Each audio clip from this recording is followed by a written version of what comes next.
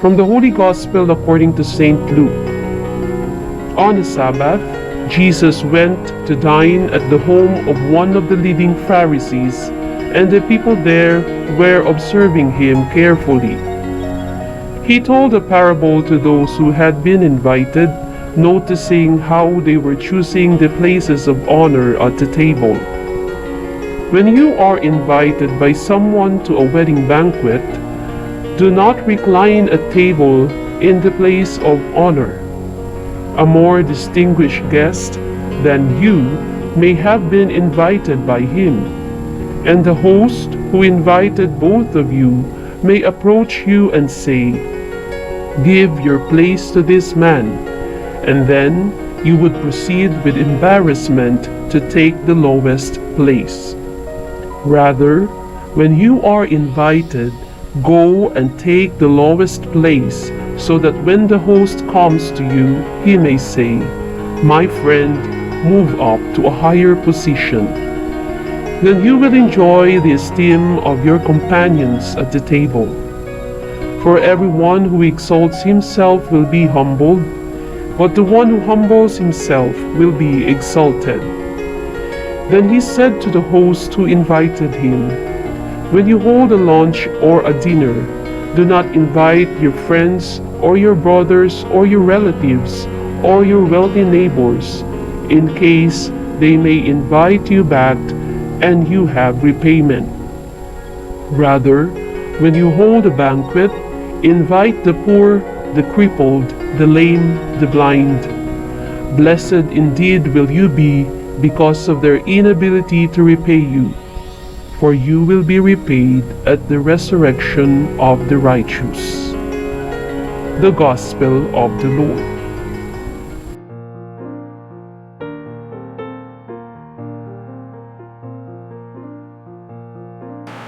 Our Gospel today shows Jesus sitting for a meal again. The feast is in the house of one of the head Pharisees. There, he watched and observed how the guests aspired to get the best seats.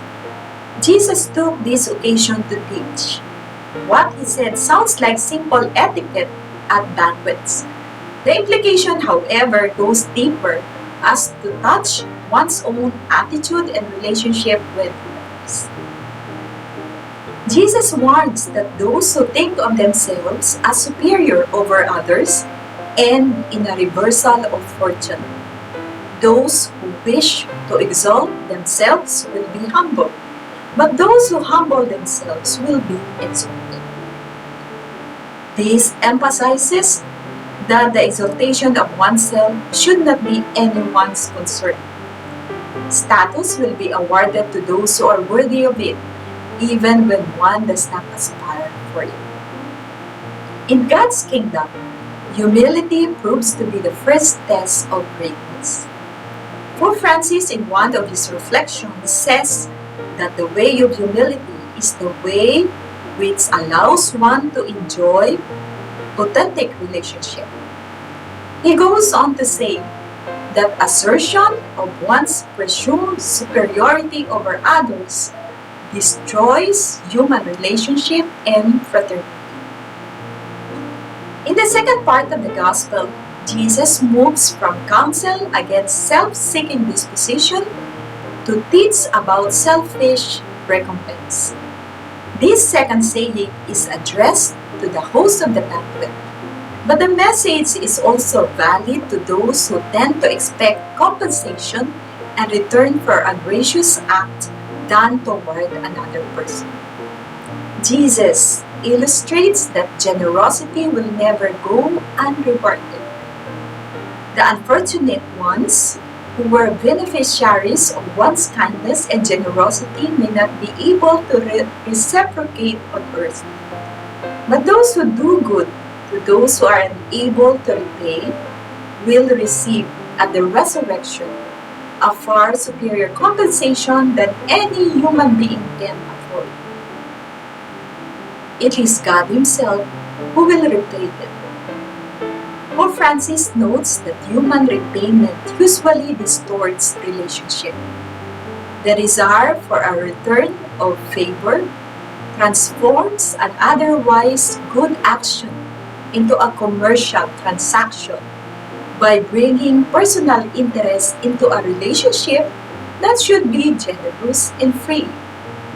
Jesus, the embodiment of selfless generosity, shows us that there is a much greater reward in giving than in receiving. Let us pray.